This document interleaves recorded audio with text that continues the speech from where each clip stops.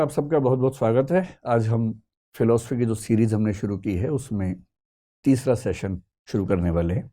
आज के लिए सोचा ये था कि हम चार्वाक दर्शन पर बात करें, जो कि भारत का एक अर्थ में सबसे लोकप्रिय दर्शन है, एक अर्थ में सबसे बदनाम दर्शन है। दोनों बातें उस पर लागू होती हैं, और वैसे भी जो बदनाम है ज़्यादा लोकप्रिय वही होते हैं। आपको पता ही है, समाज में आमतौर पर ऐसा ही होता है।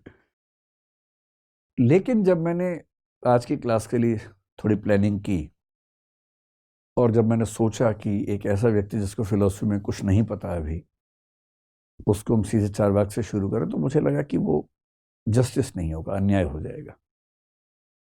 क्योंकि किसी एक दर्शन को ठीक से समझने के लिए पहले ज़रूरी है कि आपको बेसिक वोकेबुलरी उस विषय की पता हो, जो बेसिक टर्म्स हैं, कंसेप्ट्स हैं उस विषय के, वो पता हो।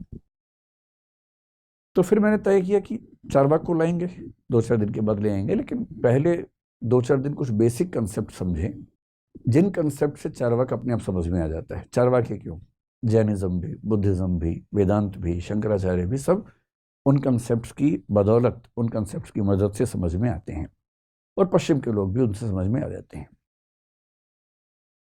तो आज ये समझेंगे कि दर्शन का जो सबसे बुनियादी प्रश्न है, यानी कि अंतिम सत्य क्या है, what is the ultimate reality, ये सवाल क्या है, ये सवाल कहाँ से आया, इस सवाल का जवाब ढूंढने के लिए रास्ते कौन कौन से थे, कौन किस रास्ते पर चला, क्या जवाब ढूंढ के लाया, और क्या आज उन जवाबों की कोई अहमियत हमारे सामने बची है, अगर बची है तो कितनी बची है, ये सब समझेंगे।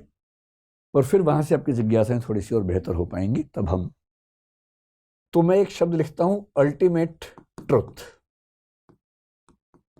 अंतिम सत्य क्या है। या देखिए, दर्शन में सत्य और सत्ता, ये भी दो अलग चीजें होती हैं। जब मैं कह रहा हूं कि ट्रुथ एक चीज है, तो ट्रुथ जरूरी नहीं है कि वही हो जिसको हम अल्टीमेट एग्जिस्टेंस कहें। और मैं आज जिस पर बात करना चाह रहा हूं वो अल्टीमेट एग्जिस्टेंस की बात है। यानी दरअसल वो कौन सी चीज है जिससे सब कुछ बना है, ये सारी दुनिया कैसे बनी, किसने बनाई, किस प्रोसेस से बनी,